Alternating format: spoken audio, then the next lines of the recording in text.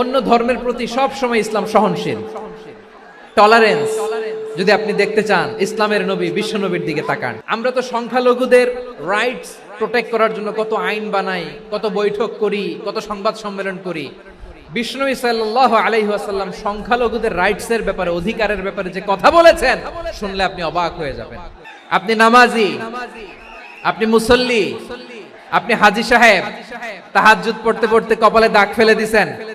আপনার প্রতিবেশী হিন্দু, ভাবছেন আমার তো পাওয়ার আছে, ওর জমিটা দখল করি। খবরদার, বিশ্বনবী বলেন কোন সংখ্যালঘুর উপর যদি কেউ আক্রমণ করে, তার প্রাপ্য তাকে না দিয়ে যদি তাকে ঠকায়, তার উপর জুলুম করে, তার সম্পদ যদি কেড়ে নেয়, আমি নবী, তুমি মুসলিম হইতে পারো, মুসল্লি হইতে পারো, তার পক্ষে তোমার বিপক্ষে আল্লাহর দরবারে বাদী হয়ে দাঁড়াবো। এখানেই শেষ নয়, বিশ্বনবী বলেন মান কাতালা মুআহাদান, বুখারীর বর্ণনা, মান কাতালা মুআহাদান লাম ইয়ারাহ রাইহাতাল জান্নাহ।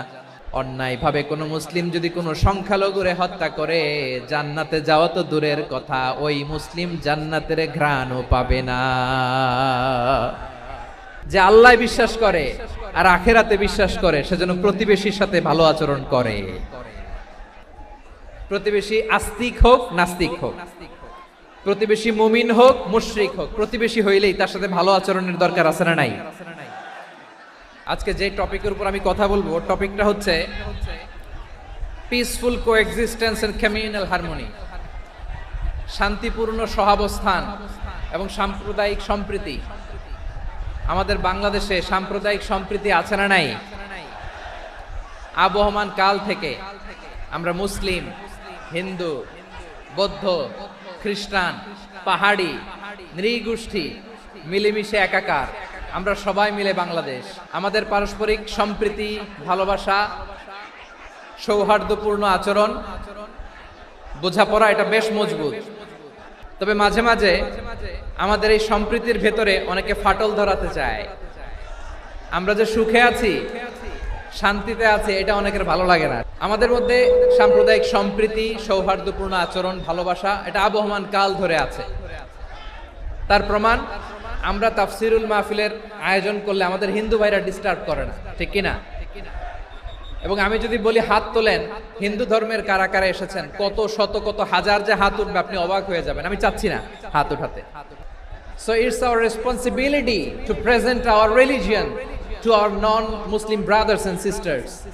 আমাদের অমুসলিম ভাই বোনদের কাছে ইসলামের সৌন্দর্য তুলে ধরা, এটা আমাদের দায়িত্ব। We all are the ambassador of Islam. আমরা প্রত্যেকে দায়িত্বশীল, আমরা প্রত্যেকে এক একজন ইসলামের অ্যাম্বাসেডর। আলহামদুলিল্লাহ বলেন। সো আমরা যেন ইসলামের বিউটিটাকে তুলে ধরতে পারি এবং এই যে সম্প্রীতি, এটাকে যেন আমরা অটুট রাখতে পারি। আদতে বাংলাদেশের ইতিহাস বলে আমাদের দেশে কোনো দাঙ্গা নাই, আছে? আমরা ভাই ভাই, আওয়াজ করে বলুন তো, আমরা কি ভাই ভাই? কিন্তু কিছু দুষ্ট লোক আছে, তারা আমাদের সম্পর্কের মধ্যে ফাটল ধরাতে চায়, মাঝে মাঝে ঝগড়া লাগাতে চায়। দেখবেন পত্রপত্রিকায় দেখা যায় বিভিন্ন ধর্মীয় উপাসনালয়গুলোতে হামলা চালানো হয়। এগুলো রাজনৈতিক উদ্দেশ্য প্রণোদিত, এগুলোর সাথে ইসলামের কোনো সম্পর্ক নাই। এজন্য এই দুর্বৃত্তদের ব্যাপারে আমাদের সাবধান থাকতে হবে, আমরা সংঘবদ্ধ থাকবো। এই যে আমাদের পিসফুল কোএক্সিস্টেন্স, শান্তিপূর্ণ সহাবস্থান। যেদিন হিন্দুদের পূজা অনুষ্ঠান, আমরা ওই দিন তাফসির মাহফিল করি না, ঠিক কিনা বলেন? যেদিন আমাদের তাফসিরুল কোরআনের প্রোগ্রাম, ওই দিন আমাদের হিন্দু ভাইরা ডিস্টার্ব করে না। সুবহানাল্লাহ। হিন্দুদের পূজা অনুষ্ঠানে আইন শৃঙ্খলা বাহিনীর পাশাপাশি মাদ্রাসার ছাত্ররা যে সেখানে পাহারা দেয়। গোটা পৃথিবীতে এই দৃষ্টান্ত আপনি পাবেন। মাদ্রাসার ছাত্ররা, তারা তো কোরআনের ধারক, তারা হাদিসের ধারক, তারা কেন মন্দির পাহারা দিবে? এই সম্প্রীতিকে ধরে রাখার জন্য, এই সৌহার্দ্যকে ধরে রাখার জন্য, আমাদের পারস্পরিক ভালোবাসাকে অটুট রাখার জন্য। এখন বলেন, আমাদের এই ভালোবাসা অটুট থাক, আমরা চাই কি চাই না? আল্লাহ এই দেশকে তুমি বরকতময় করো, বাংলাদেশকে তুমি শান্তিময় করো। প্রিয় ভাইরা, আমি বলেছিলাম আমার আলোচনার বিষয় হচ্ছে শান্তিপূর্ণ সহাবস্থান, সাম্প্রদায়িক সম্প্রীতি। আমরা দেখব ইসলাম আমাদেরকে কি কি দিক নির্দেশনা দেয়।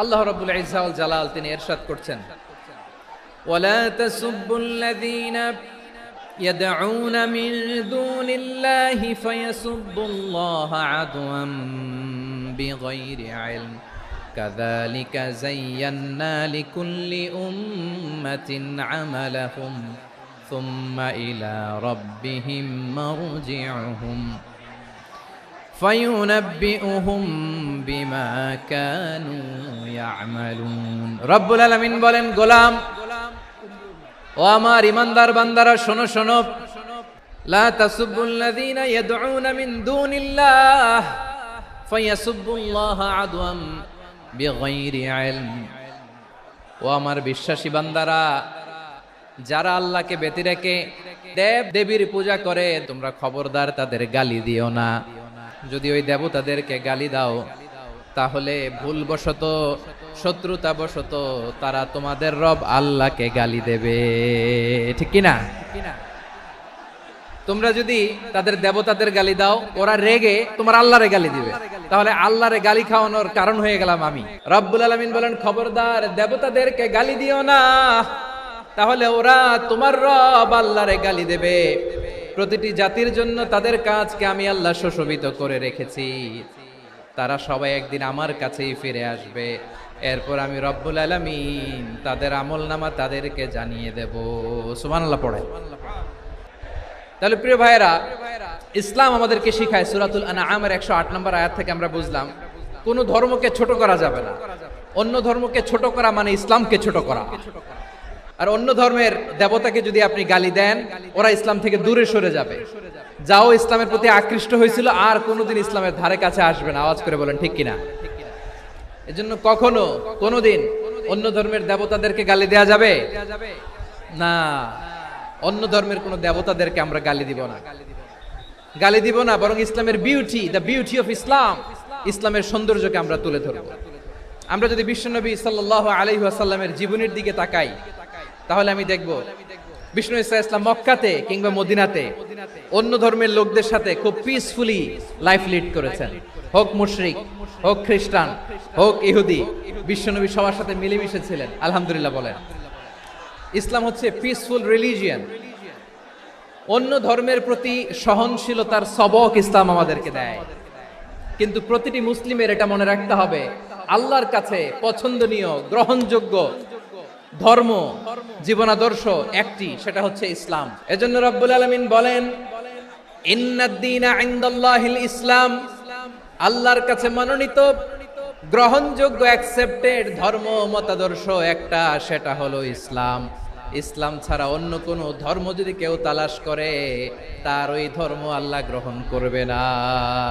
ومن يبتغي غير الإسلام دينا فلن يقبل منه وهو في الآخرة من الخاسرين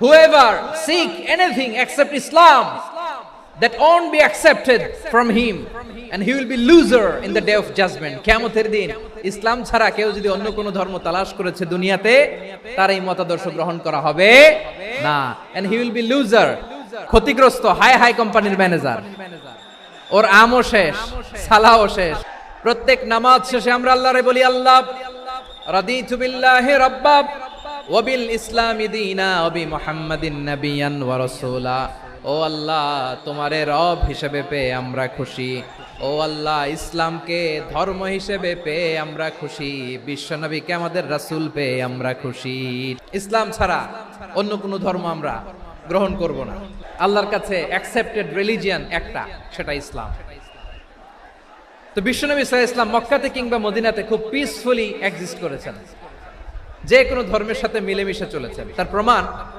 আমরা যদি রাসূল সাল্লাল্লাহু আলাইহি ওয়াসাল্লামের বায়োগ্রাফির দিকে তাকাই তাহলে দেখব তিনি মুশরিকদের সাথে পিস ট্রিটি করেছেন শান্তি চুক্তি পিস ট্রিটি পিস এগ্রিমেন্ট আপনারা হুদাইবিয়ার সন্ধির নাম শুনেছেন ষষ্ঠ হিজরিতে বিষ্ণু ঈসা ইসলাম মুশরিকদের সাথে এই ট্রিটি করেছেন চুক্তি আমরা তো মুসলমান বসতে পারি না আমরা দুই মুসলিম ভাই একসাথে বসে চা খেতে পারি না গল্প করতে পারি না বিষ্ণু ঈসা ইসলাম মুশরিকদের সাথে ট্রিটি করেছেন হুদাইবিয়ার সন্ধি এই সন্ধির আগে মক্কা থেকে কেউ মদিনায় যেতে পারে না, মদিনা থেকে কেউ মক্কায় যেতে পারে না, কিন্তু এই সন্ধির পরে ট্রাফিক স্বাভাবিক হয়ে গেল। মক্কার লোকেরা মদিনায় আসতে পারে, মদিনার লোকেরা মক্কায় আসতে পারে। এটাকে বলে সুলহে হুদাইবিয়া, the peace agreement of Hudaybiyyah, শান্তি চুক্তি। আমরা পৃথিবীতে এখন অনেক শান্তি চুক্তির নাম শুনি, এগুলো সব the piece treaty of Hudaibiya থেকে কপি করা। আল্লাহু আকবার। মক্কার পার্ট গেল, পিস এগ্রিমেন্ট করলেন, শান্তি চুক্তি। বিষ্ণু ইসলাম মদিনায় যে কি করলেন? মদিনায় যে বিষ্ণু ইসলাম মদিনা চার্টার করলেন, মদিনা সনদ, সাহিফাতুল মদিনা, এটার বলে মদিনা চার্টার। যে ওয়েস্টে, ইউরোপে, আমেরিকাতে তারা অনেক চার্টার করে, এই সব চার্টার মদিনা চার্টার থেকে কপি করা। আওয়াজ করে পড়েন সুবহানাল্লাহ। বিষ্ণু ইসলাম মদিনায় গেলেন, মদিনাতে মুসলিম, মুশরিক, ইহুদি, এই তিন ধর্মের লোক মিলে সব স্টেক হোল্ডার যারা আছে সবাইকে নিয়ে বিষ্ণু ইসলাম মদিনা চার্টার করলেন, মদিনা সনদ। পড়েন সুবহানাল্লাহ। শুধু তাই নয়, মক্কাতে বিশ্বনবী পিস এগ্রিমেন্ট করলেন, শান্তি চুক্তি মুশরিকদের সাথে। মদিনাতে যে বিশ্বনবী মদিনা চার্টার করলেন, মদিনা সনদ করলেন ইহুদিদের সাথে। আবার মদিনাতে বিশ্বনবী ইহুদিদের সাথে পিস ডায়ালগ করলেন, ইন্টারফেথ ডায়ালগ করলেন, আন্তধর্মীয় সংলাপ করলেন, যেই সংলাপের মূল ভিত্তি ছিল তাওহীদ। বিশ্বনবী ইহুদিদেরকে ডাকলেন, আহ্বান করলেন, কুল ইয়া আহলাল কিতাবি তাআলাউ ইলা কালিমাতিন সাওয়াইন বাইনানা ওয়া বাইনাকুম আল্লা না'বুদা ইল্লাল্লাহ ولا نشرك به شيئا ولا يتخذ بعضنا بعضا أربابا من دون الله فإن تولوا فقولوا اشهدوا بأننا مسلمون। বিশ্বনবী মদিনার ইহুদিদের ডেকে বললেন, ও ইহুদিরা, শোনো শোনো, আসো এমন একটা আদর্শের প্রশ্নে আমরা একত্রিত হই, যে আদর্শের প্রচার তোমাদের নবীরাও করেছে, আমিও করি, যে আদর্শের কথা তোমাদের পবিত্র ধর্মগ্রন্থগুলোতে আছে, আমার কোরআনেও আছে, সেটা হলো তাওহীদ। আমরা এক আল্লাহ ছাড়া কারো ইবাদত করব না, আল্লাহর সাথে কাউরে শরীক করব না, আল্লাহ ছাড়া কাউরে রব মানব না। পড়েন সুবহানাল্লাহ। তাহলে আমার প্রিয় লালমনিরহাটের ভাইরা, মদিনাতে যে তিনি মদিনা চার্টার করলেন, মদিনা সনদ, পিস ডায়ালগ করলেন, শান্তির সংলাপ, ইন্টারফেথ ডায়ালগ করলেন, আন্তধর্মীয় সংলাপ, যার ভিত্তি ছিল তাওহীদ। তাহলে অন্য ধর্মের প্রতি সব সময় ইসলাম সহনশীল, টলারেন্স। যদি আপনি দেখতে চান ইসলামের নবী বিশ্ব নবীর দিকে তাকান, ঠিক কিনা বলেন? আমরা তো সংখ্যালঘুদের রাইটস প্রোটেক্ট করার জন্য কত আইন বানাই, কত বৈঠক করি, কত সংবাদ সম্মেলন করি। বিষ্ণু সাল্লাল্লাহু আলাইহি ওয়াসাল্লাম সংখ্যালঘুদের রাইটসের ব্যাপারে, অধিকারের ব্যাপারে যে কথা বলেছেন, শুনলে আপনি অবাক হয়ে যাবেন। বিশ্বনবী বলেন, আলা মান যালামা মুআহাদান আও ইনতাকাসাহু আও কাল্লাফাহু ফাওকা তাআতিহি আও আখাযা মিনহু শাইআন বিগাইরি তিবি নাফসিন ওয়া আনা হাজিজুহু ইয়াউমাল কিয়ামা। খবরদার, জেনে রাখো, কেউ যদি কোনো সংখ্যালঘুর উপরে অত্যাচার করে, কোন সংখ্যালঘুর প্রাপ্য থেকে যদি কেউ কাউকে ঠকায়, সংখ্যালঘুর উপর যদি কেউ কষ্ট দেয়, কোন সংখ্যালঘুর সম্পদ যদি কেউ জোর করে কেড়ে নেয়, আমি কিয়ামতের দিন বিশ্বনবী ওই সংখ্যালঘুর পক্ষে আর ওই মুসলমানদের বিপক্ষে বাদী হয়ে দাঁড়াবো। আল্লাহু আকবার। আপনি নামাজি, আপনি মুসল্লি, আপনি হাজী সাহেব, তাহাজ্জুদ পড়তে পড়তে কপালে দাগ ফেলে দিছেন, আপনার প্রতিবেশী হিন্দু, ভাবছেন আমার তো পাওয়ার আছে, ওর জমিটা দখল করি। বিশ্বনবী বলেন, কিয়ামতের দিন ওই হিন্দুর পক্ষে তোর বিরুদ্ধে আমি বাদী হয়ে দাঁড়াবো। পৃথিবীর কোন ধর্মে এরকম স্টেটমেন্ট পাবেন? পাবেন? আপনি ভাবছেন আপনি নামাজ পড়লে হাজী সাহেব কপালে দাগ ফেলায় দিলে আপনি সেলসেলায় জান্নাতে চলে যাবেন না? খবরদার। বিশ্বনবী বলেন, কোন সংখ্যালঘুর উপর যদি কেউ আক্রমণ করে, তার প্রাপ্য তাকে না দিয়ে যদি তাকে ঠকায়, তার উপর জুলুম করে, তার সম্পদ যদি কেড়ে নেয়, আমি নবী, তুমি মুসলিম হইতে পারো, মুসল্লি হইতে পারো, তার পক্ষে তোমার বিপক্ষে আল্লাহর দরবারে বাদী হয়ে দাঁড়াবো। যে নবীর সুপারিশ ছাড়া জান্নাতের গেটও দেখা যাবে না, ওই নবী যদি বলে তোর বিপক্ষে আমি বাদী হয়ে দাঁড়াবো, ওই জান্নাতে আর ঢোকার কোনো সুযোগ আমাদের থাকবে? এখানেই শেষ নয়, বিশ্বনবী বলেন মান কাতালা মুআহাদান, বুখারীর বর্ণনা, মান কাতালা মুআহাদান লাম ইয়ারাহ রাইহাতাল জান্নাহ। কেউ যদি, কোন মুসলিম যদি অন্যায়ভাবে কোনো সংখ্যালঘুকে হত্যা করে, কোনো হিন্দুকে হত্যা করে, কোনো বৌদ্ধরে হত্যা করে, অন্যায়ভাবে কোনো মুসলিম যদি কোনো সংখ্যালঘুরে হত্যা করে, জান্নাতে যাওয়া তো দূরের কথা, ওই মুসলিম জান্নাতের ঘ্রাণও পাবে না।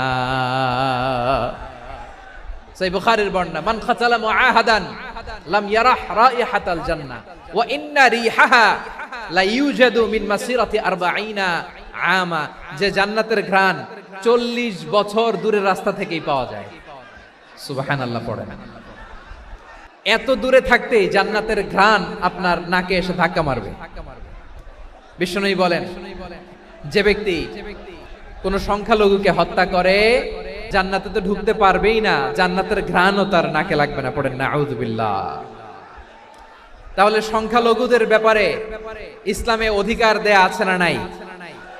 এখানেই শেষ না, বিষ্ণু ইসলাম আপনার অমুসলিম প্রতিবেশীর সাথে ভালো আচরণ করতে বলেছে। আমাদের হয় না, এটা মুসলিম পাড়া, ওটা বৌদ্ধ পাড়া, হয় না? অনেক সময় হয় না, এটা আমাদের মুসলিম পাড়া, ওইটা হিন্দু পাড়া, এরকম আছে না নাই? হিন্দু যদি আপনার প্রতিবেশী হয় কি করবেন? ওর কষ্ট দিবেন নাকি? কেন? ও তো হিন্দু, ও তো আমার আল্লাহরে ডাকে না, ওরে কষ্ট দিলে জায়েজ হবে না? খবরদার। বিষ্ণু ইসলাম বলেন, মান কানা ইউমিনু বিল্লাহ ওয়াল ইয়াউমিল আখির ফালিউকরিম জারাহ। যে আল্লাহ বিশ্বাস করে আর আখিরাতে বিশ্বাস করে, সেজন্য প্রতিবেশীর সাথে ভালো আচরণ করে। সুবহানাল্লাহ। কলিজা জুড়ায় যায় না আমার নবীর কথাগুলো শুনলে? যে আল্লাহ বিশ্বাস করে, যে আখিরাতে বিশ্বাস করে, সেজন্য প্রতিবেশীর সাথে ভালো আচরণ করে। এখানে বলছে মুসলিম প্রতিবেশী বলছে, নামাজি প্রতিবেশী বলছে, আল্লাহওয়ালা প্রতিবেশী বলছে না। প্রতিবেশী আস্তিক হোক নাস্তিক হোক, প্রতিবেশী মুমিন হোক মুশরিক হোক, প্রতিবেশী হইলেই তার সাথে ভালো আচরণের দরকার আছে না নাই? বিষ্ণু ইসলাম ওনার ইহুদি প্রতিবেশীর বাসায় যেতেন। কোন প্রতিবেশী? ইহুদি। এক ইহুদি কিশোর বিষ্ণু ইসলামের খেদমত করতে, ইহুদি ছেলে আমার নবীর খেদমত করতো, তারা ছিল নবীর প্রতিবেশী। তো অনেক দিন হয় ইহুদি ছেলেটা আসে না। বিশ্বনবী খোঁজ দিলেন, ঘটনা কি? একটা ইহুদি ছেলে না আমার খেদমতে আসতো, ছেলেটা কই? খোঁজ নিয়ে জানলেন ছেলেটা অসুস্থ। বিষ্ণু ইসলাম ওই ইহুদির বাড়িতে চলে গেলেন ওই ছেলেটাকে দেখা করার জন্য, ভিজিট করার জন্য। সুবহানাল্লাহ পড়বেন না? গেলেন, যে দেখে ইহুদি ছেলেটা মুমূর্ষ, জান যায় যায় ভাব, বিছানায় পড়ে আছে, তার বাবা দাঁড়ানো। বিশ্বনবী তার মাথার পাশে বসলেন, মাথায় হাত বুলিয়ে দিলেন, আর ছেলেটাকে বললেন আসলিম, হে ইহুদি ছেলে আসলিম, ইসলাম ধর্ম গ্রহণ করো। তো ছোট্ট ছেলে ভাবে আমরা ইহুদি, এখন ইসলাম ধর্ম গ্রহণ করলে আব্বা যদি বকা দেয়। ফানাযারা ইলা ওয়াজহি আবি, ছেলেটা তার বাবার চেহারার দিকে তাকালো, দেখি আব্বা কি কয়। আব্বা যদি বলে তাইলে ইসলাম ধর্ম গ্রহণ করব।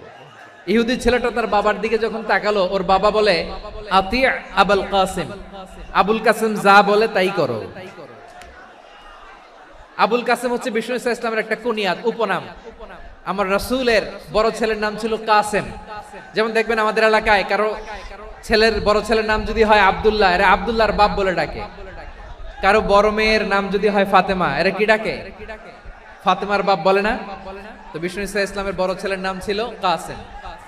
ইহুদি বাবা বলল আতি আবুল কাসেম, আবুল কাসেম যা বলে তাই শোনো, মানে মোহাম্মদ যা বলে তাই শোনো। এই কথা শুনে ছেলে সাহস পাইছে, ছেলে আবার পড়তে আরম্ভ করলো আশহাদু আল্লাহ ইলাহা ইল্লাল্লাহ ওয়া আশহাদু আন্না মুহাম্মাদার রাসূলুল্লাহ। পড়েন আল্লাহু আকবার। বিশ্বনবীর আহ্বান শুনে ওই আহ্বানে সাড়া দিয়ে ইহুদি ছেলে শাহাদা পড়ে মুসলমান হয়ে গেল। তার হৃদয়টারে ইমানের নূর দিয়ে আলোকিত করে দিল কে? প্রিয় ভাইরা, এবার রাসূল সাল্লাল্লাহু আলাইহি ওয়াসাল্লাম বের হয়ে আসলেন ঘর থেকে, আর বললেন আলহামদুলিল্লাহিল্লাযী আনকাযাহু মিনান নার। প্রশংসা সে আল্লাহর, যে আল্লাহ জাহান্নামে চলে যাচ্ছিল প্রায় এমন একটা লোককে মুহূর্তের মধ্যে কালেমায়ে শাহাদাতের বদৌলতে জান্নাতি বানায় দিলেন। আওয়াজ করে পড়েন সুবহানাল্লাহ। এই হাদিস থেকে আমরা কি শিখলাম? What is the moral of the story? এক নম্বর স্টোরি হলো, প্রতিবেশী ইহুদি হোক হিন্দু হোক, যাবেন, সুসম্পর্ক রাখবেন, উপহার দিবেন, বিপদে পাশে দাঁড়াবেন, তাইলেই তো আপনাদের প্রতি, মুসলমানদের প্রতি তারা আকৃষ্ট হবে, ঠিক কিনা বলেন? আপনি যদি হিন্দুদের সাথে বৌদ্ধদের সাথে নাই মিশেন, নাস্তিকের কাছে নাই যান, তো ইসলামের সৌন্দর্যটা ওরা বুঝবে কেমনে? আমার অনেক হিন্দু পরিচিত ভাই আছে, ওরা আমাদের ইফতারির প্রোগ্রামে এসে একসাথে ইফতারি করে। অনেক মদখোর আমার সাথে বসে একসাথে ডিনার করে, হাফ প্যান্ট পরা, গলায় স্বর্ণের চেইন, হাতে স্বর্ণের ব্রেসলেট, আইসা আমার সাথে ডিনার করছে, আছে এরকম। গাঁজাখোর, আমি বলে আসো, welcome welcome to my dinner, আসো বসো, বসলেই তো আমি ওর ডিএনএ, চিন্তার ডিএনএ চেঞ্জ করে দেওয়ার সুযোগ পাবো, চিল্লায় বলো ঠিক কি না? আসতে হবে আমার কাছে। The door of Islam is open 24/7. সব সময় আমাদের ইসলামের দরজা আমার অমুসলিম ভাইদের জন্য খোলা আছে না নাই?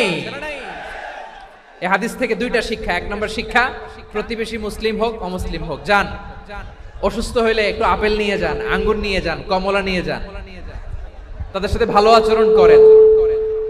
ইসলামের বিউটি দেখে, সৌন্দর্য দেখে অবাক হবে, নসিব ভালো হলে কোনোদিন কালিমা পড়ে মুসলমান হয়ে যাবে। তাহলে অমুসলিমের সাথে ভালো সম্পর্ক। বিশ্বনবী ইহুদির বাড়িতে গেলেন, ইহুদির বাড়ি, আর আমার মুসলমান ভাই আমার কাফের বলে, এরকম আছে না নাই? মুসলিম মুসলিমরা দেখতে পারে না, সহ্য করতে পারে। বিশ্বনবী সাল্লাল্লাহু আলাইহি ওয়াসাল্লাম ইহুদির বাড়িতে গেলেন, এটা একটা শিক্ষা। দুই নম্বর শিক্ষা হলো, বিশ্বনবী সাল্লাল্লাহু আলাইহি ওয়াসাল্লামের খাদেম ছিল ইহুদি, এতদিন খেদমত করলো, একদিনও বিশ্বনবী ওরে কালিমার দাওয়াত দেয় নাই। কারণ কি? বিশ্বনবী একটা ভালো সময়ের অপেক্ষা করতেছিলেন, প্রপার টাইমিং। দাঈর কাজ হচ্ছে দাঈ, দাঈ ইলাল্লাহ, সে হচ্ছে সুযোগ সন্ধানী। দাঈ সুযোগ খুঁজে, কখন দাওয়া দিলে ব্যাটে বলে হবে, ঝোপ বুঝে কোপ মারে, ঠিক কিনা বলেন? বিষ্ণু সাল্লাল্লাহু আলাইহি ওয়াসাল্লাম ভালো সময়ের অপেক্ষা করতেছিলেন, দেখি ভালো সময় আসুক আসুক আসুক আসুক। আস্তে আস্তে এমন সময় আসছে, ছেলে এবার মুমূর্ষ, অসুস্থ ব্যক্তির হৃদয় অত্যন্ত নরম থাকে। হসপিটালে যখন কেউ যায় তার হৃদয়টা বড্ড নরম থাকে, মৃত্যুর ভয়ে তার অন্তরটা নরম থাকে, ঠিক কিনা বলেন?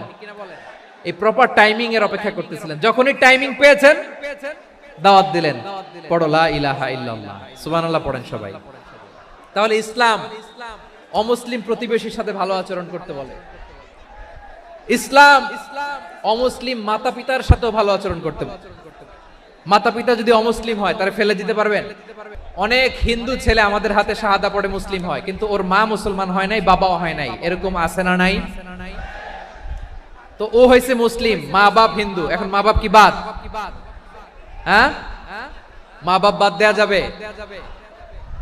যেই মা আপনারে 9 মাস 8 মাস পেটে ধারণ করলো, আপনার মায়ের নার ছেঁড়া ধন, আপনি ওই মারে বাদ দিতে পারবেন? যে মায়ের বুকের তাজা দুধ খেয়ে আপনি আজকে বাড়ন্ত তাজা তরতাজা, ওই মারে বাদ দেয়া যাবে? মায়ের এক ধারে দুধের দাম, কাটিয়া গায়ের চাম, পাপুষ বানাইলে ঋণের শোধ হবে না, এমন দরদি ভাবে কেউ হবে না আমার মাগো।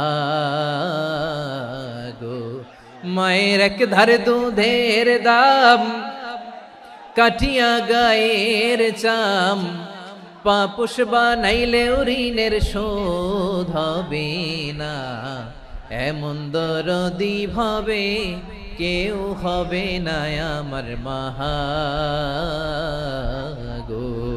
মাকে তো বাদ দেয়া যায় না। وقضى ربك ألا تعبدوا إلا إياه وبالوالدين إحسانا।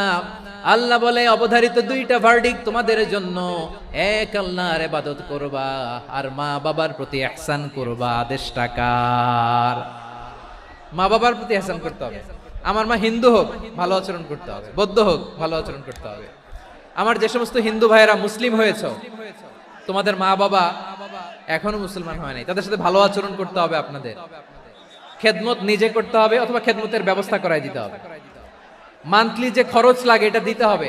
আরে তুমি এখন মুসলিম, তোমার মা বাবা হিন্দু, এখনই তো সুযোগ ইসলামের সৌন্দর্য দেখানো। এখন মা বাবা যদি দেখে আরে এটা হিন্দু থাকতে তো বদমাইশ ছিল, বেয়াদব ছিল, কি এমন ধর্ম সে গ্রহণ করলো যেটা গ্রহণের সাথে সাথে সে পাল্টে গেল, নসিব ভালো হইলে তারাও কালিমা পড়ে মুসলমান হয়ে যাবে। বিষ্ণু ইসলামের স্ত্রীর নাম ছিল আয়েশা রাদিয়াল্লাহু তাআলা আনহা, আবু বকর রাদিয়াল্লাহু তাআলা আনহুর মেয়ে। আবু বকর রাদিয়াল্লাহু তাআলা আনহুর আরেক মেয়ের নাম হচ্ছে আসমা।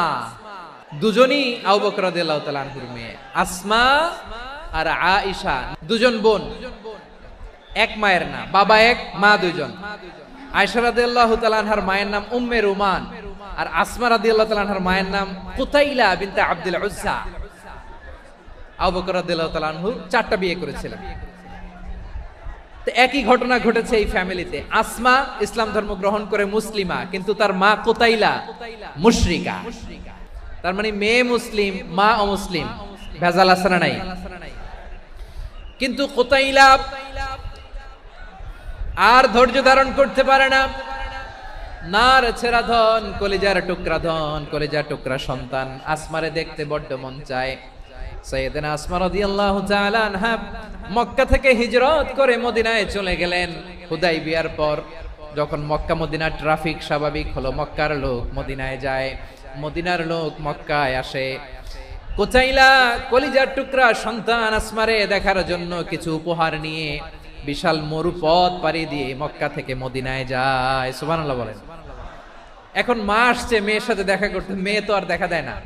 মেয়ে ভাবছে আমার মা তো মুশরিকা, অপবিত্রা, তার সাথে কি দেখা দেয়া যাবে?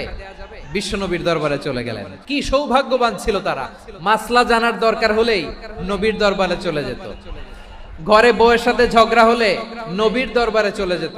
অনেক সাহাবী বলে আমার পেটে ক্ষুধা লাগলো আমি নবীর কাছে চলে যেতাম, কারণ নবীর চেহারার দিকে তাকালেই আমার পেটের ক্ষুধা মিটে যেত। সাইয়েদনা আসমা রাদিয়াল্লাহু তাআলা আনহা বিশ্বনবীর কাছে চলে গেলেন, যে বললেন ইয়া রাসূলুল্লাহ ইয়া হাবিবাল্লাহ ইন্না উম্মি কাদিমাতুন ইলাইয়া ওয়া হিয়া রাগিবা। আমার মা মক্কা থেকে অনেক দূর মরুর পথ পাড়ি দিয়ে উপহার সামগ্রী নিয়ে মদিনায় আমার সাথে দেখা করতে এসেছে গো নবী। আমার জানতে বড্ড ইচ্ছে হয় আমি আমার মুশরিকা দেখা করতে পারবো কিনা। আফা আসিলুহা, আগে যেমনি আমি আমার মায়ের সাথে ভালো আচরণ করতাম, যেমনি আমি আমার মায়ের সাথে সদাচরণ করতাম গো নবী, এখন আমি মুসলিমা, মা মুশরিকা, এখনো কি আগের মতো সদাচরণ করতে পারবো নাকি? বিশ্বনবী বললেন নাম সিলিহা, হ্যাঁ রে আসমা, অবশ্যই অবশ্যই, আগে ঠিক যেমন তুমি তোমার মায়ের সাথে ভালো আচরণ করতে, এখনো তেমনি আগের মতো ভালো আচরণ করবা। কি ইসলাম আমরা পেয়েছি! কত ব্রড মাইন্ডেড আমাদের ইসলাম, কত ওপেন মাইন্ডেড ইসলাম, কত ওপেন আপ করতে পারে, চিন্তা করতে পারেন। বিষ্ণু বললেন হ্যাঁ অবশ্যই, নাম সুলিহা, আগে যেমনি ভালো আচরণ করছো আসমা, এখন ওইরকমই করো, পারলে আরো বাড়াই করো। তাহলে আমার যে হিন্দু ভাইয়েরা, হিন্দু বোনেরা, ইমানের দৌলতে আপনি ধন্য হয়েছেন, আপনার আম্মা আব্বা এখনো মুসলমান হয় নাই, তাদের জন্য দোয়া করেন, আল্লাহ যেন তাদেরকেও ইমানের দৌলত দান করে। এখন বলেন ইসলাম কি ন্যারো মাইন্ডেড রিলিজিয়ান না ব্রড মাইন্ডেড? কতটা ব্রড মাইন্ডেড দেখেন। বিশ্বনবী সাল্লাল্লাহু আলাইহি সাল্লাম অমুসলিমরা যদি নবীকে উপহার দিত, ওই উপহারও বিশ্বনবী গ্রহণ করতেন। সুবহানাল্লাহ পড়েন। আপনার অমুসলিম বন্ধু যদি উপহার দেয় সেটাও আপনি নিতে পারবেন, যেটা নেওয়া জায়েজ। কিন্তু আপনার বন্ধু যদি আপনার মদের বোতল দেয়, নিতে পারবেন না। হালাল যে কোনো জিনিস নিতে পারবেন।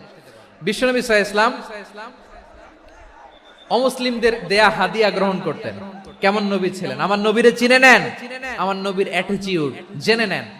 বিষ্ণু ইসলাম যখন কোন জনপদে যেতেন 3টা অপশন নিয়ে যেতেন। 1 নাম্বার অপশন আসলিম তাসলাম। নতুন এলাকায় গেলে বলতেন আসলিম তাসলাম, ইসলাম ধর্ম গ্রহণ করো, শান্তিতে থাকবা, আমার ভাই হয়ে যাবা, আমরা ভাই ভাই। ইসলাম মানো, আমরা ভাই ভাই। যদি বলে না ইসলাম মানবো না, ওকে, অপশন নাম্বার 2, মুসলিম হওয়ার দরকার নাই, লা ইকরাহা ফিদ্দিন, ইসলামে কোনো বাড়াবাড়ি নাই। খ্রিস্টান আছো থাকো, বৌদ্ধ আছো থাকো, ইহুদি থাকতে চাও থাকো, কিন্তু আমরা যেহেতু রিজিওনাল সুপার পাওয়ার, আমাদের আন্ডারে থাকো, ট্যাক্স দিয়া থাকো, এটার বলে জিজিয়া। আলেম যারা আছেন বুঝবেন এটার আরবিতে কি বলে, জিজিয়া। You pay us the tax, we will give you the security. তোমরা ট্যাক্স দিবা, আমরা সিকিউরিটি দিব, আমাদের আওতায় থাকবা, কেউ তোমাদেরকে আক্রমণ করতে পারবে না, আমরা নিরাপত্তা দিব। সুবহানাল্লাহ বলেন। ট্যাক্স দাও, আমরা সিকিউরিটি দিব না, এটাও মানি না। বিষ্ণু বলেন তাহলে তলোয়ার আমাদের আর তোমাদের মাঝে ফয়সালা করবে,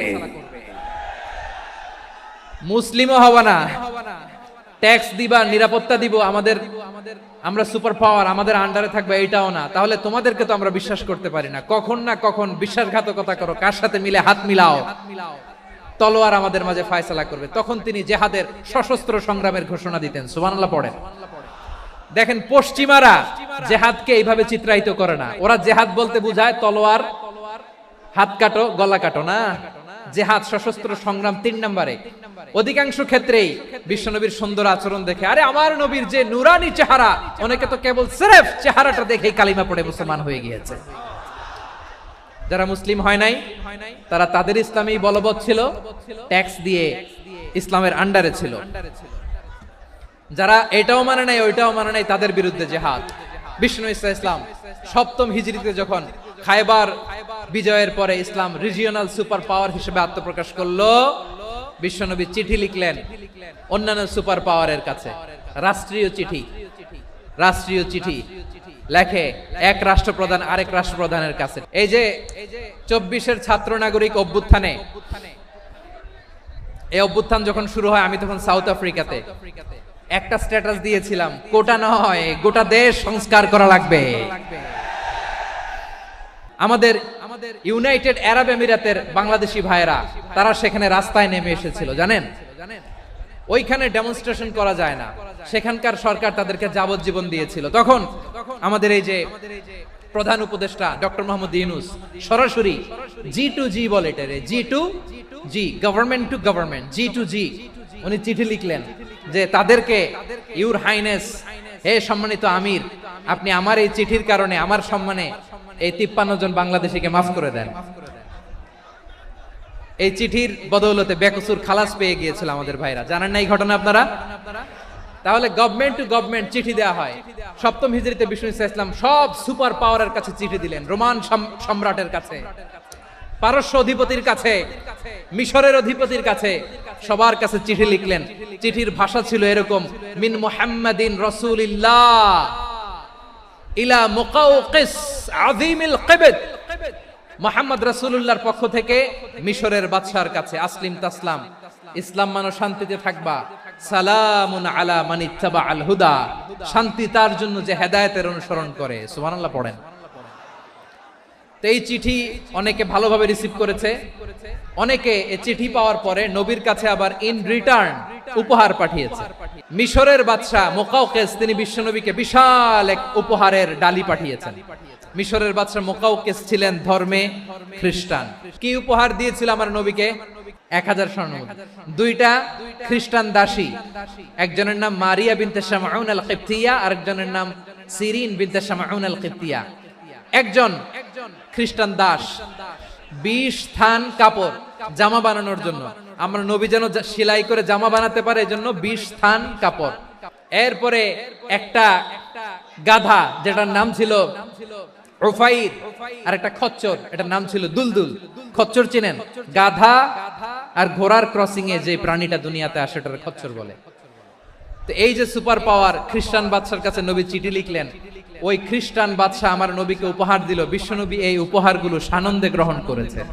তাহলে অমুসলিম কেউ যদি আপনাকে উপহার দেয়, হালাল উপহার হলে আপনি গ্রহণ করতে পারবেন। অনুরূপ ভাবে পারস্যের বাদশা, রোম সম্রাট বিশ্বনবীকে উপহার পাঠিয়েছেন। আমার নবী সবগুলো উপহার, গিফট গ্রহণ করেছেন। আম্মাজান আয়েশার কাছে মাসালা জানতে চায় মেয়েরা, হে আম্মাজান, অগ্নি উপাসকেরা তাদের ঈদের দিন নওরোজের সময় আমাদেরকে পাখি দেয়, নেওয়া যাবে? উনি বললেন, ওরা জবাই করে দিলে নেওয়া যাবে না, কিন্তু ওরা যদি ফলমূল এরকম খাবার দেয় এগুলো নেওয়া যাবে। তার মানে অমুসলিমদের দেয়া উপহার এটা গ্রহণ করা যায়। শুধু তাই নয়, বিষ্ণু ইসলাম অমুসলিমদের সাথে আর্থিক লেনদেনও করেছেন, ফিনান্সিয়াল ডিলিং করেছেন। অমুসলিমদের সাথে প্রয়োজনে আপনি ফিনান্সিয়াল ডিলিং করতে পারবেন। আমরা প্রায় দেখি বাজারের মিষ্টির দোকানগুলো আমার হিন্দু ভাইদের, তারপরে যে বারবার শপ, চুল কাটে যে নাপিত, অধিকাংশ নাপিতের দোকানে কারা? আমার হিন্দু ভাইরা। তা আপনি চুল কাটতে পারবেন কিনা? পারবেন। তার দোকান থেকে দই মিষ্টি কিনতে পারবেন কিনা? হ্যাঁ, আমার মুসলিম ভাইয়ের দোকান থাকলে ওইটারে আমি বেশি প্রায়োরিটি দিব, ঠিক কিনা? কিন্তু যদি তাদের সার্ভিস নিতে চান, প্রোডাক্ট নিতে চান, পারবেন। তার দলিল সহিহ বুখারী, আম্মা জান আয়েশা রাদিয়াল্লাহু তাআলা আনহা বলেন, ইশতারা রাসূলুল্লাহ সাল্লাল্লাহু আলাইহি ওয়াসাল্লাম মিন ইয়াহুদিয়িন তুআমান ওয়ারাহানাহু দিরআহু মিন হাদিদ। রাসূল সাল্লাল্লাহু আলাইহি ওয়াসাল্লাম এক ইহুদির কাছ থেকে, কার কাছ থেকে? আমার নবী, পেয়ারা নবী এক ইহুদির কাছ থেকে জব কিনেছিল, জব, বার্লি, যেটা দিয়ে রুটি বানায়। ওই জবের দাম দেওয়া টাকা পয়সা নবীর কাছে ছিল না, ফলে নবী ওনার একটা পোশাককে মর্গেজ রেখেছিলেন, মর্গেজ, বন্ধক, যে এখন এটার দাম দিতে পারবো না, কয়েক কেজি বার্লি নিয়ে যাই আর বন্ধক হিসেবে আমার জামাটা রেখে গেলাম, যেদিন দাম দিব ওই দিন জামাটা ছুটায় নিয়ে যাব। দিরআহু মিন হাদিদ, লোহার তৈরি বর্ম, মানে যুদ্ধের পোশাক, লোহা দিয়ে বানানো। বিশ্বনবী বললেন কয়েক কেজি জব দাও, টাকাটা পরে দিব, এখন টাকা নাই, বন্ধক হিসেবে, মর্গেজ হিসেবে আমার জামা রেখে গেলাম, যখন টাকা দিব জামা ছুটায় নিব। এ থেকে বোঝা গেল অমুসলিমদের সাথে ফিনান্সিয়াল ডিলিং করা যায়, অর্থনৈতিক লেনদেন করা যায়, কেনাবেচা করা যায়, প্রোডাক্ট কেনা যায়। এমনকি আমাদের মসজিদে নববীতে বারান্দায় আপনারা একটা অটোমেটিক ফ্লাইং আমব্রেলা দেখছেন? সূর্য যখন বাড়ে মসজিদে নববীর বারান্দায় ইয়ার্ডের মধ্যে অটোমেটিক্যালি কিছু আমব্রেলা আছে, শাঁ করে খুলে যায়, আর সূর্যের তাপ লাগে না। আবার সন্ধ্যাবেলায় এই আমব্রেলা গুলো ওরা ক্লোজ করে ফেলে, দেখছেন? এই মসজিদে নববীকে সর্বোচ্চ উন্নত মানের কনস্ট্রাকশন ইনফ্রাস্ট্রাকচার ডেভেলপ করার জন্য কর্তৃপক্ষ কিছু অমুসলিম ইঞ্জিনিয়ারের, ডিজাইনারের সহায়তা নিয়েছিল। সুবহানাল্লাহ বলেন। কোন দলিলের ভিত্তিতে? এই দলিলের ভিত্তিতে যে বিষ্ণু ঈসা ইসলাম অমুসলিমদের সাথেও লেনদেন করেছেন। আওয়াজ করে বলতে হবে আল্লাহু আকবার। শুধু তাই নয়, ইন কেস অফ ইমার্জেন্সি, প্রয়োজনে ইসলামের খাতিরে, ইসলামকে সামনের দিকে এগিয়ে নিয়ে যাওয়ার জন্য অমুসলিমদের সাপোর্ট নেওয়া জায়েজ আছে। সুবহানাল্লাহ বলেন। অমুসলিমদের সাপোর্ট নেয়া, তাদের থেকে অর্থ নেয়া, পলিটিক্যাল সাপোর্ট, পলিটিক্যাল অ্যাসাইলাম নেওয়া জায়েজ আছে। আমাদের অনেক বিশ্ববরেণ্য দায়ীরা আমেরিকায় অস্থায়ীভাবে অ্যাসাইলাম নিয়ে থাকে, নিজের দেশে গেলে ফাঁসিতে ঝুলাই দিবে। যুগ যুগ ধরে দায়ীদের উপর এরকম অত্যাচার আর নির্যাতন আছে না নাই?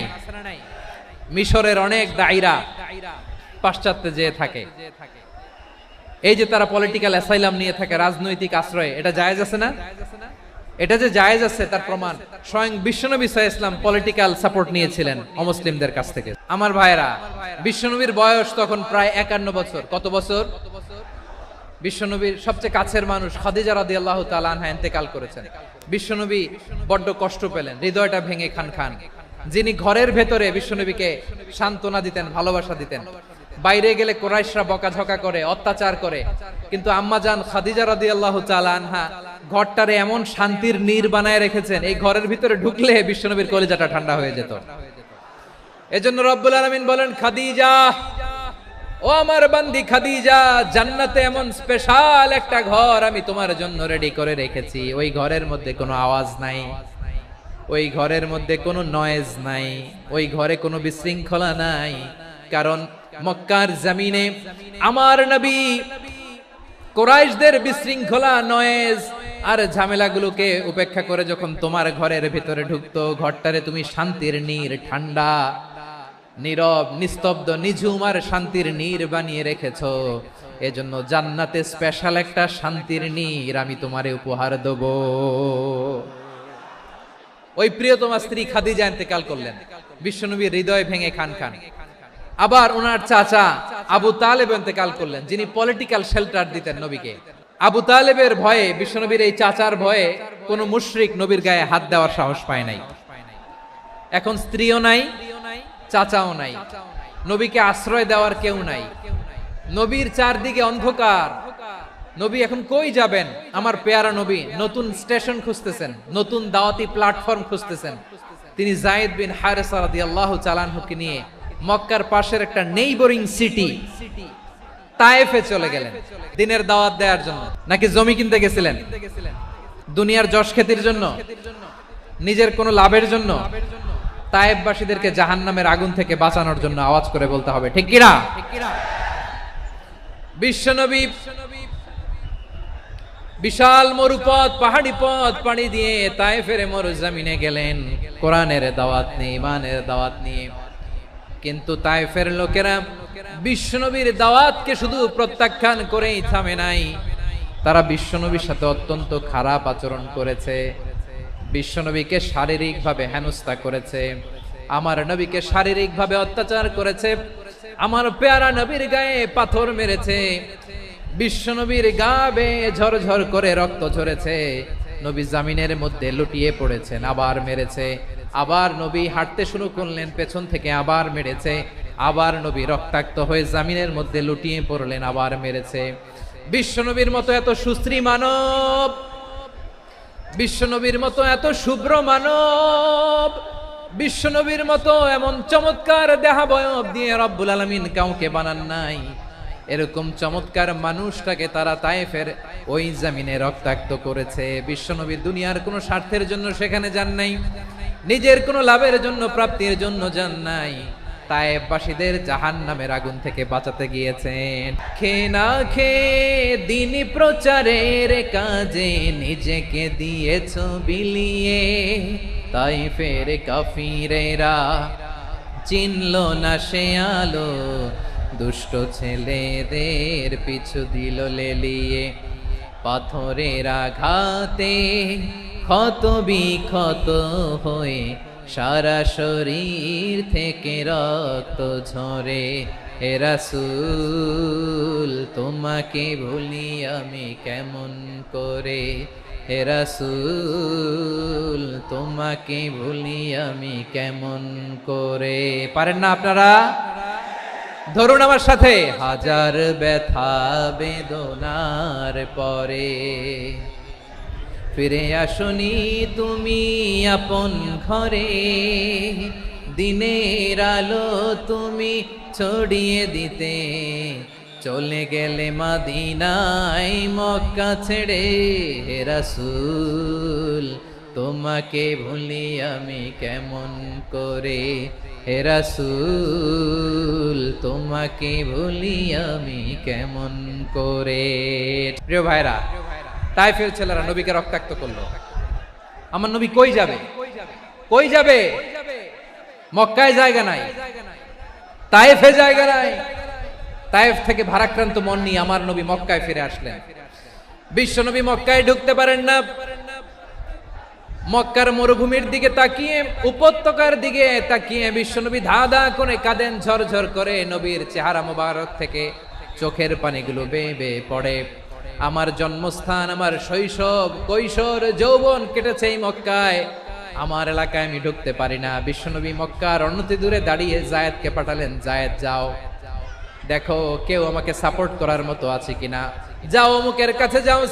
জায়েদ গেলেন, তারাও প্রত্যাখ্যান করে ফিরিয়ে দেয়। বিশ্বনবী বললেন যাও অমুক লোকের কাছে যাও, তিনিও প্রত্যাখ্যান করে ফিরিয়ে দিলেন। কেউ বিশ্বনবীকে আশ্রয় দিতে রাজি হয় না।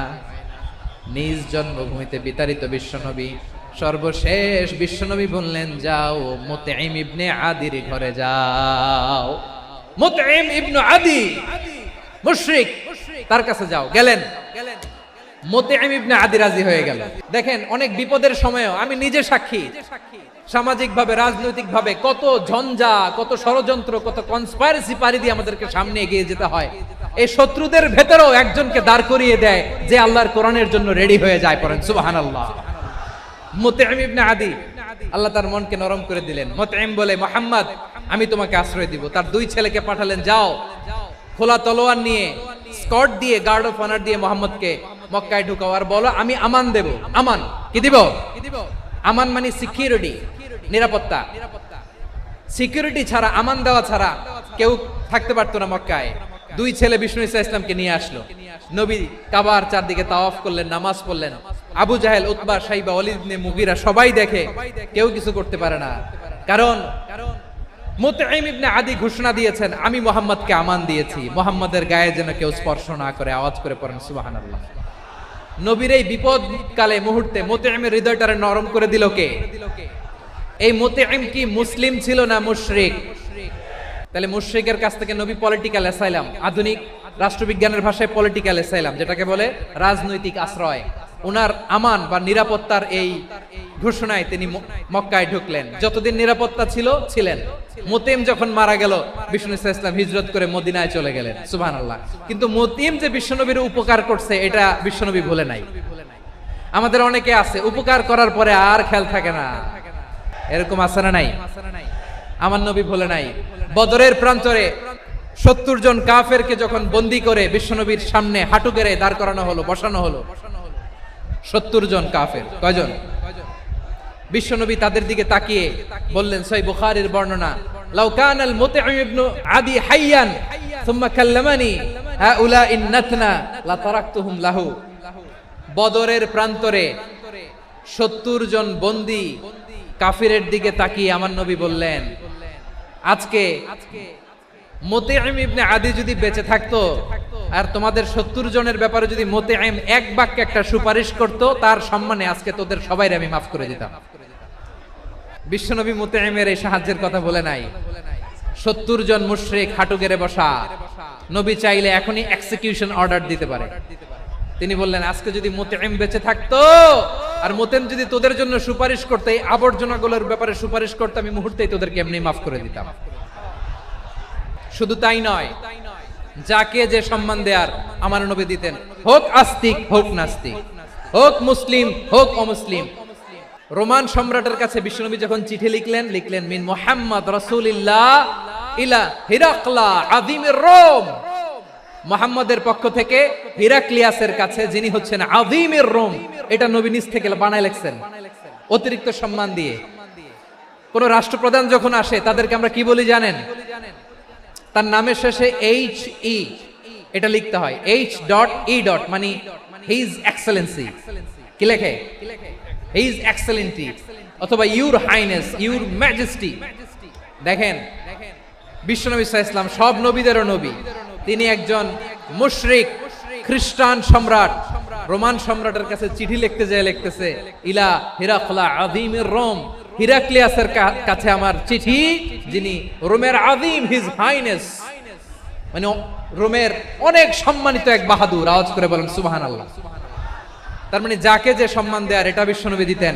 এমনকি যেই ইহুদিরা ভালো ছিল, এই ইহুদিদেরও প্রশংসা করেছেন বিশ্বনবী মুহাম্মদুর রাসূলুল্লাহ সাল্লাল্লাহু আলাইহি ওয়াসাল্লাম। এক ইহুদির প্রশংসা করেছেন বিশ্বনবী। ইহুদির কার? আমি তো আমার ভাইয়ের প্রশংসা করি না, আমি তো এক আলেম আরেক আলেমরে স্পেস দেই না, আমি তো এক দায়ী আরেক দায়ীর সাথে বসতে চাই না। আমার নবী ইহুদির প্রশংসা করে। কার প্রশংসা? ওই ইহুদির নাম ছিল মুখাইরিক। সিরাত গ্রন্থ ঘাটলে পাবেন। তিনি বলেছেন মুখাইরিক খাইরু ইয়াহুদ, Mukhayriq is the best of the Jews. জুইশদের মধ্যে সে সবচেয়ে ভালো। কেন প্রশংসা করলেন তার? এর কারণ মদিনা চার্টারে কথা ছিল সব ধর্মের মুসলিম, মুশরিক, ইহুদিরা মিলে মদিনাকে রক্ষা করবে। কিন্তু তৃতীয় হিজরিতে যখন উহুদের যুদ্ধ শুরু হলো, সবার কথা ছিল যেই আক্রমণ করে আমরা মদিনাকে বাঁচাবো। কোন শহরকে বাঁচাবো? মদিনাকে। কিন্তু কুরাইশরা যখন অ্যাটাক করলো, ইহুদিরা আর আসে না, ইহুদিরা আর বেরোয় না। বিষ্ণু বললেন, ওহে ইহুদিরা, তোমরা না চুক্তি করলে আমার সাথে যে মদিনা বাঁচাতে সবাই ঝাঁপিয়ে পড়বো, আসো। একটা ইহুদিও বেরোয় না, কেউ আসে না সেদিন, একজন ছাড়া। তার নাম মুখাইরেক। তার নাম কি? মুখাইরেক বাহাদুরের মতো ঘোড়সাওয়ার হয়ে বেরিয়ে গেলেন এবং বললেন, গোটা ইহুদি সাম্রাজ্যের একজনও যদি না আসে, আমি মুখাইরেককে কেউ ঘরে আটকে রাখতে পারবে না। বেরিয়ে আসলেন, এসে বললেন, আমি মুহাম্মদের পক্ষে যুদ্ধ করব। আমি মারা গেলে আমার সম্পদ আমার উত্তরাধিকারীরা পাবে না, আমার সম্পদ তোমরা মুহাম্মদকে দিয়ে দিবা। সুবহানাল্লাহ বলেন। উহুদের ময়দানে 70 জন মুসলমান শহীদ হলো। এই ইহুদি, সেও মুসলমানের পক্ষে যুদ্ধ করে নিহত হলো। মুসলিমদের লাশ যখন নিয়ে আসা হলো, এই মুখাইরিকের লাশও নিয়ে আসা হলো। মুসলিমদের লাশের পাশে মুখাইরিকের লাশ দেখে বিশ্বনবী মুখাইরিকের প্রতি অনেক খুশি হলেন। আর বিশ্বনবী খুশি হয়ে বললেন, মুখাইরিক খায়রু ইয়াহুদ, মুখাইরিক যদিও তুমি ইহুদি, তারপরে তুমি সব ইহুদিদের মধ্যে সেরা ইহুদি। পড়েন সুবহানাল্লাহ। আমার নবী ইহুদিকেও সম্মান দিতে কার্পণ্য করে নাই। আওয়াজ করে বলেন আল্লাহু আকবার। এজন্য অমুসলিম হইলেই তারা আমাদের শত্রু নয়। শত্রু কারা? যে সমস্ত অমুসলিম আমাদেরকে নিশ্চিহ্ন করে দিতে চায়, যে সমস্ত অমুসলিম আমাদের ভূখণ্ড থেকে আমাদেরকে তাড়িয়ে দিতে চায়, যে সমস্ত অমুসলিম আমার ধর্ম নিয়ে তুচ্ছতাচ্ছিল্য করে চিল্লায় বলেন ঠিক কিনা, তারা আমাদের শত্রু। সাধারণ অমুসলিমরা আমার শত্রু নয়। এই যে হিন্দুরা থাকে, এরা আমার ভাই, বৌদ্ধরা আমার ভাই, খ্রিস্টানরা আমার ভাই, ইহুদিরা আমার ভাই। তারা দিনী ভাই নয়, তারা মায়ের পেটের ভাই নয়, তারা মানবিক দিক থেকে ভাই। ও মানুষ, আমিও মানুষ। ইসলাম মানুষকে সম্মান করে। সাধারণ মুসলিম আমাদের শত্রু নয়। আপনি জানেন নিউ ইয়র্কে, আমি তো নিউ ইয়র্কে ছিলাম অনেকদিন, ওখানে ফিলিস্তিনিদের পক্ষে যখন আমরা মিছিল করেছি, অনেক ইহুদি আমাদের সাথে মিছিলে দাঁড়িয়েছে। কারণ ওরাও জানে এই ভূখণ্ড ফিলিস্তিনিদের ভূখণ্ড। আওয়াজ করে বলো লালমনিরহাট ঠিক কি না? তো তারা কি আমাদের শত্রু? না। অনেক খ্রিস্টান আমাদের সাথে, আমাদের স্বার্থ রক্ষায় আমাদের পাশে দাঁড়িয়েছে। খেয়াল রাখবেন, হিন্দু আর হিন্দুত্ববাদ এক নয়, ইহুদি ধর্ম আর জায়নিজম এক নয়। এই যে ফিলিস্তিনের ভাইয়েরা, তারা তাদের স্বাধীনতা সংগ্রামের জন্য লড়াই করছে, করে যাচ্ছে, আমরা এটাকে সমর্থন জানাই। চিল্লায় বলো ঠিক কিনা? কাশ্মীরের ভাইয়েরা স্বাধীনতার জন্য সংগ্রাম করছে, আমরা সেই সংগ্রামকে সমর্থন জানাই। যারাই আমাদের ইসলামকে নিশ্চিহ্ন করতে চায়, তাদের বিরুদ্ধে আমাদের সংগ্রাম। ওই সমস্ত দুর্বৃত্তদের সাথে আমাদের কোনো সম্পর্ক নাই। আমরা যদি ঐক্যবদ্ধ থাকতে পারি, ওই দুর্বৃত্তরা চান্স পাবে না। আবু তালেব নবীর চাচা, মুশরিক, মারা গিয়েছে মুশরিক অবস্থায়, কিন্তু আজীবন আমার নবীকে আগলে রেখেছে, আমার নবীকে সাপোর্ট করেছে, ভালোবেসেছে। আবু জাহেল মুশরিক, মারা গিয়েছে মুশরিক হিসেবে, আজীবন আমার নবীর বিরুদ্ধাচারণ করেছে। আবু জাহেলের শক্তি, সামর্থ্য, স্ট্র্যাটেজি, প্ল্যান সব আমার নবীর বিরুদ্ধে ছিল। আবু জাহেলের কারণে একটা দিন শান্তিতে আমার নবী মক্কায় ঘুমাতে পারে নাই। চিল্লায় বলেন ঠিক কিনা? এজন্য রব্বুল আলামিন বলেন, লা ইয়ানহাকুমুল্লাহু আনিল্লাযীনা লাম ইউকাতিলুকুম ফিদ-দীনি ওয়া লাম ইখরিজুকুম মিন দিয়ারিকুম আন তাবাররুহুম ওয়া তুকসিতু ইলাইহিম ইন্নাল্লাহা ইউহিব্বুল মুকসিতিন।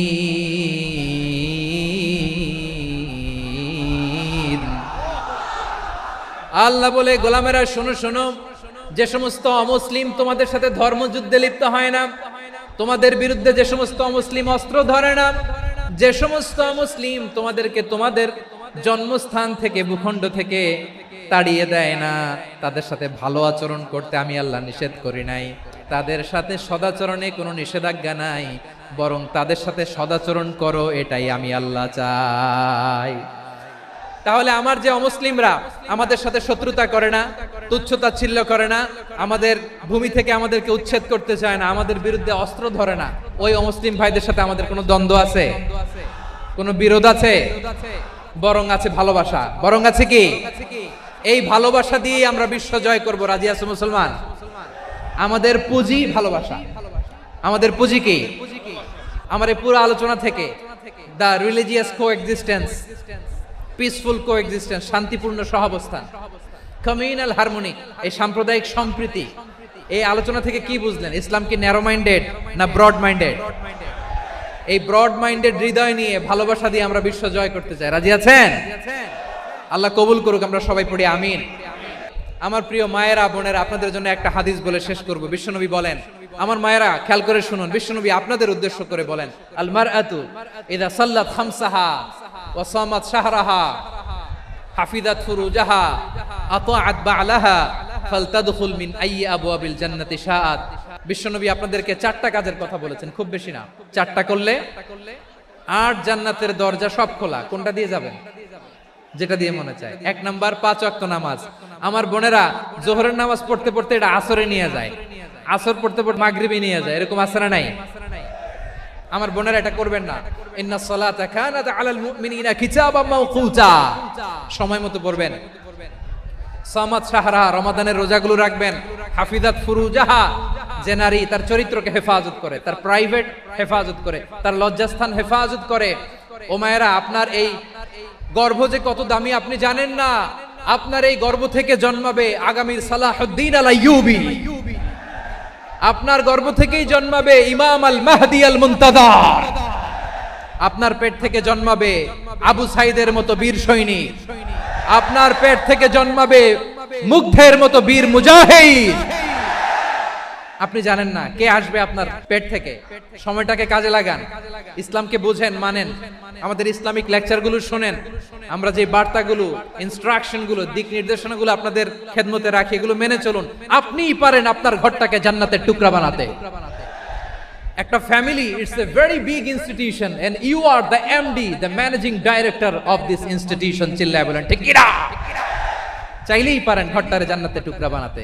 5 ওয়াক্ত সালাত, রমাদানের রোজা, নিজের চরিত্রের হেফাজত, ও আতাআত বালাহা, স্বামীর আনুগত্য। এটাতে অনেকে ভুল করে থাকে। হায় রে আমার বোনেরা, স্বামীর আনুগত্যকে এটা নিজের অপমান মনে করবেন না। আপনার স্বামী আপনার সবচেয়ে বড় গার্ডিয়ান, তিনি আপনার সবচেয়ে ভালো চায়। নারী কখনো গার্ডিয়ানশিপের বাইরে থাকতে পারে না। হয় আপনি বাবার গার্ডিয়ানশিপের ভেতরে, বাপ না থাকলে ভাই আপনার গার্ডিয়ান, ভাই না থাকলে চাচা গার্ডিয়ান, বিয়ের পরে আপনার স্বামী আপনার গার্ডিয়ান। শরিয়া সম্মত স্বামীর আদেশগুলো আপনি মেনে চলবেন, কিন্তু শরিয়া বিরুদ্ধ কোনো আদেশ মানতে আপনি বাধ্য নয়। এই 4টা কাজ যদি কোনো নারী করে, বিষ্ণুই বলেন জান্নাতের 8টা দরজা খোলা, তোমার যেটা দিয়ে মনে চায় সেটা দিয়ে জান্নাতে তুমি এন্ট্রি নিতে পারবা।